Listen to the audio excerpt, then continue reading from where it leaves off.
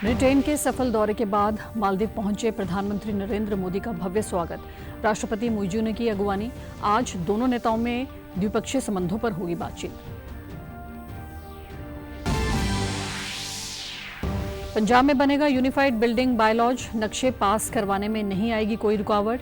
Cabinet मंत्री ने press वार्ता कर कहा, जनता से नियमों को लेकर 1 महीने के भीतर मांगे सुझाव।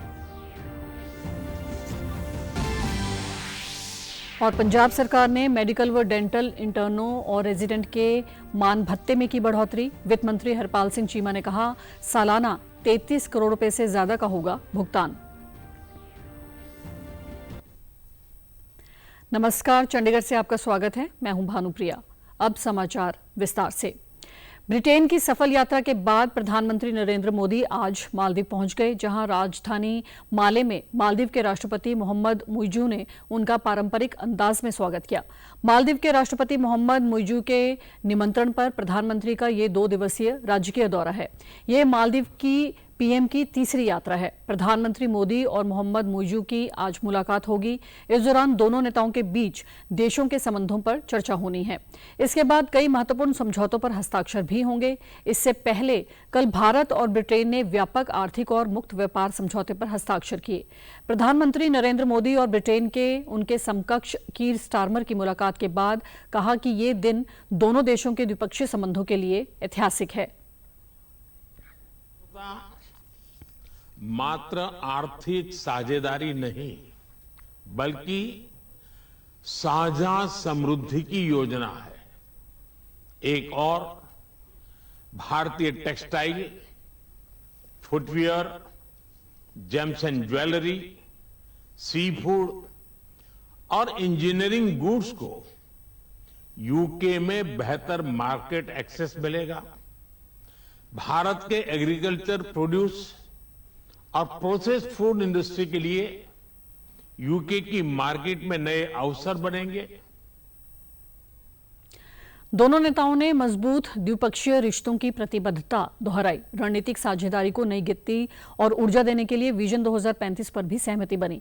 विदेश सचिव विक्रम मिस्री ने विदेश मंत्रालय की प्रेस कॉन्फ्रेंस में बताया कि प्रधानमंत्री नरेंद्र मोदी की यूके यात्रा का मुख्य आकर्षण भारत और ब्रिटेन के बीच व्यापक आर्थिक एवं व्यापार समझौते पर हस्ताक्षर था।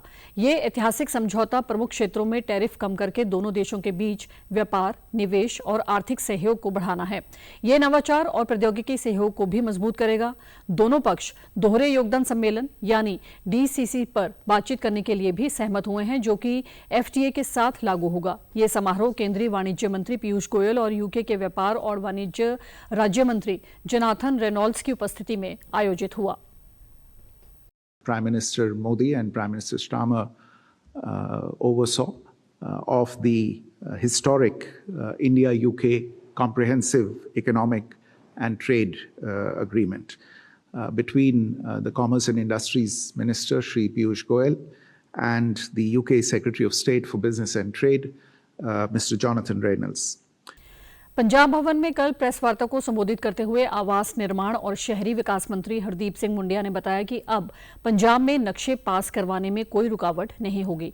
उन्होंने बताया कि प्रदेश सरकार ने यूनिफाइड बिल्डिंग बायलॉज तैयार करने के लिए आम लोगों से सुझाव लेने का फैसला लिया है। इन बायलॉज का मसौदा आधिकारिक वेबसाइट पर अपलोड कर दिया गया है। उन्होंने कहा कि सरकार का मुख्य एजेंडा राज्य निवासियों को आसान, सुलभ और पारदर्शी सेवाएं देना है। पंजाब में बिल्डिंग बायलॉज सबसे जटिल और कठिन मसला था, जिसे लेकर लोगों को कई मुश्किलों का सामना करना पड़ता था। उन्होंने कहा कि डेवलपरों, आर्किटेक्टों, इंजीनियरों जैसे अलग अलग भागीदारों को बायलॉज बनाने की प्रक्रिया में शामिल करके ये यकीनी बनाया जा सकेगा कि बायलॉज उनकी जरूरतों और उम्मीदों को पूरा करते हैं।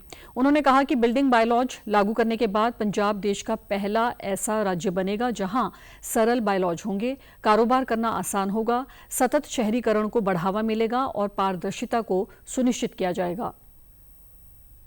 ਬਾਇਲਾ ਦੇ ਡਰਾਫਟ ਨੂੰ ਸਲਾਹ ਮਸਲੇ ਲਈ ਲੋਕਾਂ ਦੇ ਸੁਝਾਅ ਲਏ ਜਾਣਗੇ, ਜਿਹਦੇ ਲਈ 30 ਦਿਨਾਂ ਦੇ ਅੰਦਰ ਅੰਦਰ ਸਾਡੇ ਪੂਰੇ ਪੰਜਾਬ ਭਰ ਦੇ ਲੋਕਾਂ ਤੋਂ ਅਸੀਂ ਇਹਦੇ ਸੁਝਾਅ ਮੰਗ ਰਹੇ ਹਾਂ, ਜਿਹਦੇ ਵਿੱਚ ਡਿਵੈਲਪਰ, ਆਰਕੀਟੈਕਟ, ਇੰਜੀਨੀਅਰ ਤੇ ਵੱਖ-ਵੱਖ ਸਟੇਕ ਹੋਲਡਰਾਂ ਨੂੰ ਬਾਇਲਾ ਬਣਾਉਣ ਦੀ ਪ੍ਰਕਿਰਿਆ ਵਿੱਚ ਸ਼ਾਮਲ ਕਰਕੇ ਯਕੀਨੀ ਬਣਾਇਆ ਜਾ ਸਕੇਗਾ ਕਿ ਬਾਇਲਾ ਉਹਨਾਂ ਦੀਆਂ ਜ਼ਰੂਰਤਾਂ ਤੇ ਉਮੀਦਾਂ ਨੂੰ ਪੂਰਾ ਕਰਦੇ ਹੋਏ ਕਿਵੇਂ ਉਹ ਸਲਾਹ ਆਪਣੀ ਸਾਰੀ ਦੇਣਗੇ ਸਾਨੂੰ।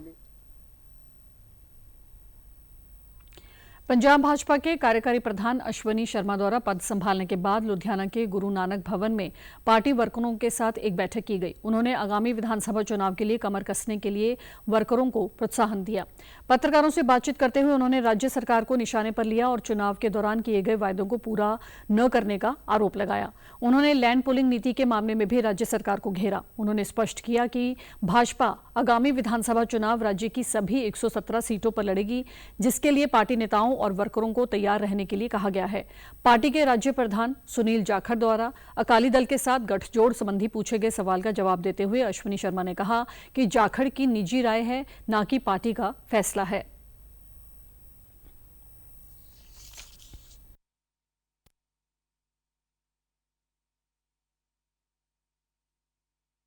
मेरी पार्टी ने, देश के प्रधानमंत्री जी ने, पार्टी के अध्यक्ष और HM साहब ने जड़ा विश्वास मेरे ते रखा है, ਉਹਨੂੰ पूरा करने ਲਈ मैं दिन रात अपने कार्यकर्तावां ਨੂੰ ਨਾਲ ਲੈ ਕੇ पंजाब की बेहतरी ਲਈ काम जड़ा करांगा। क्योंकि समय पंजाब के अंदर जो वर्तमान सरकार है, इन पंजाब का बहुत ही बुरा हाल किया होया है। भू माफिया नाल मिल के ये जिहड़ी लैंड पुलिंग दे आड़ दे अंदर स्कैम करना चाहती है सरकार, उन्होंने किसी भी कीमत पे होने नहीं दिता जाएगा। पंजाब के वित्त मंत्री एडवोकेट हरपाल सिंह चीमा ने आज राज्य के सरकारी मेडिकल व डेंटल कॉलेजों में इंटर्नों, जूनियर रेजिडेंट्स और सीनियर रेजिडेंट्स के मान भत्ते में महत्वपूर्ण बढ़ोतरी का ऐलान किया। इस बारे में जानकारी देते हुए कैबिनेट मंत्री चीमा ने बताया कि इस बढ़ोतरी के अनुसार इंटर्नों को 22,000 रुपये प्रति महीना दिया जाएगा, जो कि पहले 15,000 रुपये था। जूनियर रेजिडेंट्स के लिए नए मान भत्ता ढांचे में मौजूदा 67,968 रुपये प्रति महीना से बढ़ाकर पहले साल में 76,000 रुपये, दूसरे साल में 77,000 रुपये और तीसरे साल में 78,000 रुपये कर दिया गया है। इसी तरह सीनियर रेजिडेंट्स को उनके मौजूदा 81,562 रुपये प्रति महीना से बढ़ाकर पहले साल में 92,000 रुपये, दूसरे साल में 93,000 रुपये और तीसरे साल में 94,000 रुपये किया गया है। उन्होंने बताया कि इन मान भत्तों में बढ़ोतरी से सरकार के सालाना खर्चों में 33 करोड़ 22 लाख रुपये की बढ़ोतरी हो गई है। कैबिनेट मंत्री और आम आदमी पार्टी की पंजाब इकाई के प्रधान अमन अरोड़ा ने कहा है कि प्रदेश सरकार पंजाब में अमन, शांति और सुरक्षित माहौल बनाने के लिए वचनबद्ध है। श्री दरबार साहिब अमृतसर को सिलसिलेवार मिल रही धमकियों के मुद्दे पर उन्होंने कहा कि आरोपियों को जल्दी काबू कर लिया जाएगा और कड़ी कार्रवाई की जाएगी। बीते दिन संसद भवन के बाहर पंजाब के कांग्रेसी सदस्यों द्वारा दरबार साहिब की सुरक्षा का मुद्दा उठाए जाने पर प्रतिक्रिया देते हुए अमन अरोड़ा ने कहा कि कांग्रेस को अपने गिरेबान में झांकना चाहिए। कांग्रेस पार्टी को और समूचे पंजाब को ये कहना चाहता हूं कि पंजाब के लॉ एंड ऑर्डर भगवंत मान जी की सरकार के हाथों में वो बिल्कुल दुरुस्त है। जिस भी व्यक्ति ने ऐसी हिमाकत की है, दरबार साहब जैसी पावन पवित्र जगह के ऊपर मेल करके धमकी देने की कोशिश की, वो चाहे दुनिया के जिस मर्जी बिल में घुसा हो, उसको हम निकाल के उसको उसके अंजाम तक पहुंचाएंगे। सो कांग्रेस को अपने गिरेबान में झांक के देखना चाहिए, हमारे ऊपर क्वेश्चन मार्क लगाने से, सवालिया चिन्ह लगाने से पहले। वहीं पंजाब भवन में प्रेस वार्ता करते हुए अमन अरोड़ा ने लैंड पुलिंग नीति को पंजाब के लिए अहम और लाभदायक करार देते हुए कहा कि यह नीति पारदर्शिता, निष्पक्षता पर आधारित है और जन कल्याण ही इसकी मुख्य प्राथमिकता है। यह नीति संगठित और योजनाबद्ध विकास को उत्साहित करेगी। इसके अलावा जमीन मालिकों सहित समाज के सभी वर्गों को लाभ पहुंचाएगी। उन्होंने दस्तावेजों के हवाले से बताया कि अकाली भाजपा और कांग्रेस सरकारों की पिछली कार्रवाइयां नई लैंड पुलिंग नीति के संबंध में उनके मौजूदा रुख के बिल्कुल विपरीत है। पिछली सरकार ने SAS नगर, मोहाली, अमृतसर, तरन तारन और होशियारपुर समेत कई शहरों में मास्टर प्लानों के बारे में नोटिफिकेशन जारी किए थे। इन नोटिफिकेशनों ने रिहायशी और व्यापारिक विकास के लिए सैकड़ों एकड़ जमीन घोषित की और निजी डेवलपरों को कॉलोनियां बनाने की अनुमति भी दी। उन्होंने कहा कि विपक्ष के आरोप बेबुनियाद और स्वार्थ से प्रेरित हैं। साडी सरकार ते एलीगेशन लगा रहे ने कि किस तरीके दे नाल इस लैंड पूलिंग पॉलिसी दे जरिए कोई जमीना हथियाउण दी गल दे एलीगेशन लग रहे ने, जो कि सरासर झूठ है और उन्हां दी कोई बुनियाद नहीं है। उस समय SAS नगर मोहाली दा ਮਾਸਟਰ ਪਲਾਨ ਦੀ ਗੱਲ ਹੋਈ, ਨੋਟੀਫਿਕੇਸ਼ਨ ਹੋਈ, ਇਹੀ ਜਗ੍ਹਾ ਜਿਹੜੀ ਹੁਣ ਅਸੀਂ ਨੋਟੀਫਾਈ ਕੀਤੀ ਹੈ ਕਿ ਉਹ ਸਾਰਿਆਂ ਦੀ ਭਾਈਵਾਲੀ ਦੇ ਨਾਲ ਉਹਨੂੰ ਸਾਂਝੇ ਤੌਰ ਦੇ ਉੱਪਰ ਡਿਵੈਲਪ ਕੀਤਾ ਜਾਵੇ। ਇਹਨਾਂ ਨੂੰ ਆਲਰੇਡੀ ਰੈਜ਼ੀਡੈਂਸ਼ੀਅਲ ਜ਼ੋਨਸ ਨੇ ਜਿਹੜੇ ਉਹ ਡਿਕਲੇਅਰ ਕਰ ਦਿੱਤਾ।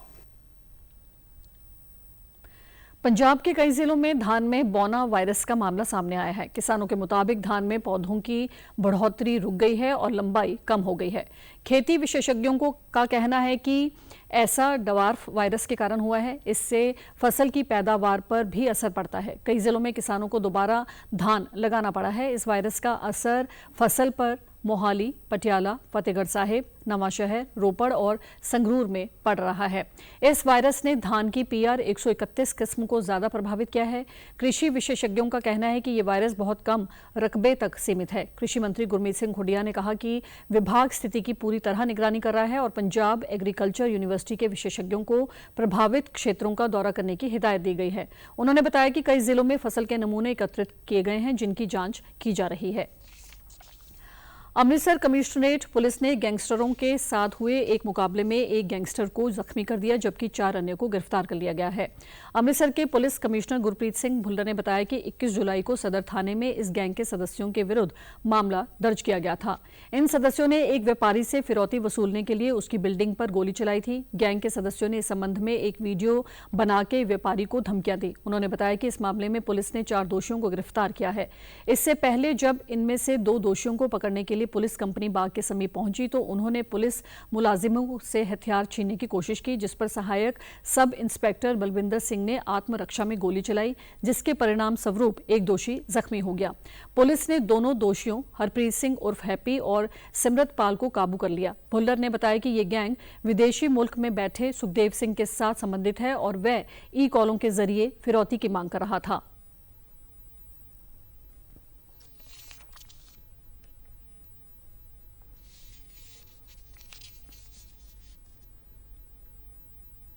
चार दोषी गिरफ्तार हो चुके हैं इस केस। ਇਹਦੇ ਚ FIR ਨੰਬਰ 118/21/7 ਨੂੰ ਦਰਜ ਕਰਾਈ ਗਈ ਸੀ ਇੱਕ ਇੰਪੋਰਟੈਂਟ ਬਿਜ਼ਨਸਮੈਨ ਵੱਲੋਂ ਥਾਣਾ ਸਦਰ ਦੇ ਵਿੱਚ। ਉਹਨਾਂ ਦੀ ਕੋਈ ਸਾਈਟ ਬਣ ਰਹੀ ਸੀਗੀ ਬੈਂਕੁਏਟ ਹਾਲ ਦੀ, ਉਸ ਬੋਰਡ ਦੇ ਉੱਤੇ ਫਾਇਰਿੰਗ ਕਰਕੇ ਵੀਡੀਓ ਬਣਾਈ ਕਿ ਉਹ ਵੀਡੀਓ ਦਿਖਾ ਕੇ ਉਹਨਾਂ ਤੋਂ ਫਰੌਤੀ ਦੀ ਮੰਗ ਸ਼ੁਰੂ ਕੀਤੀ ਗਈ। FIR ਦਰਜ ਕਰਕੇ ਬੜੀ डीपली इन्वेस्टिगेशन शुरू की गई और बहुत जल्दी सारा केस क्रैक किया गया। पंजाब की सामाजिक सुरक्षा, महिला एवं बाल विकास मंत्री डॉक्टर बलजीत कौर ने कल पंजाब भवन चंडीगढ़ में विभाग के नवनियुक्त कर्मचारियों को नियुक्ति पत्र सौंपे। इस अवसर पर डॉक्टर बलजीत कौर ने बताया कि विभाग की ओर से चलाए जा रहे भर्ती अभियान के तहत 10 आंगनवाड़ी सुपरवाइजर, 6 सुपरिटेंडेंट और 1 जिला सामाजिक सुरक्षा अधिकारी की नियुक्ति की गई है। उन्होंने ये भी बताया कि इससे पहले विभाग द्वारा 97 आंगनवाड़ी सुपरवाइजर को नियुक्ति पत्र वितरित किए जा चुके हैं, जो विभाग की कार्यक्षमता और जन कल्याण से संबंधित कार्यों को और अधिक मजबूत बनाने की दिशा में एक महत्वपूर्ण कदम है। नवनियुक्त उम्मीदवारों को बधाई देते हुए डॉक्टर बलजीत कौर ने उन्हें पूरी ईमानदारी, समर्पण और सहानुभूति के साथ अपनी जिम्मेदारियों का निर्वहन करने को प्रेरित किया। 26 और 27 जुलाई को हरियाणा कर्मचारी चयन आयोग की ओर से होने वाली संयुक्त पात्रता परीक्षा चंडीगढ़ में भी 153 परीक्षा केंद्रों पर आयोजित की जाएगी, जिसमें करीब 1.5 लाख अभ्यर्थी शामिल होंगे। चंडीगढ़ के उपायुक्त निशांत कुमार यादव ने कल प्रशासनिक अधिकारियों के साथ बैठक कर परीक्षा को लेकर सभी तैयारियों और प्रबंधों की समीक्षा की। इस दौरान उन्होंने सुरक्षा, परिवहन, स्वास्थ्य और अन्य सुविधाओं को लेकर जरूरी निर्देश दिए। उन्होंने सभी विभागों से कहा कि आपस में तालमेल बनाकर काम करें और परीक्षार्थियों को किसी तरह की परेशानी न होने दे। परीक्षार्थियों की सुविधा के लिए CTU 18 रूटों पर 350 शटल बसें चलाएगा। प्रश्न पत्रों की सुरक्षा के लिए 39 स्पेशल ड्यूटी अधिकारी तैनात किए गए हैं। 2 शिफ्टों में होने वाली परीक्षा में प्रत्येक शिफ्ट में करीब 37,000 परीक्षार्थियों के सम्मिलित होने की संभावना है। और आप हमारे समाचार YouTube channel DD news Chandigarh, Facebook DD news Chandigarh और social media X DD news CHD पर भी देख सकते हैं। इसी के साथ चंडीगढ़ से समाचारों का सिलसिला समाप्त होता है। नमस्कार।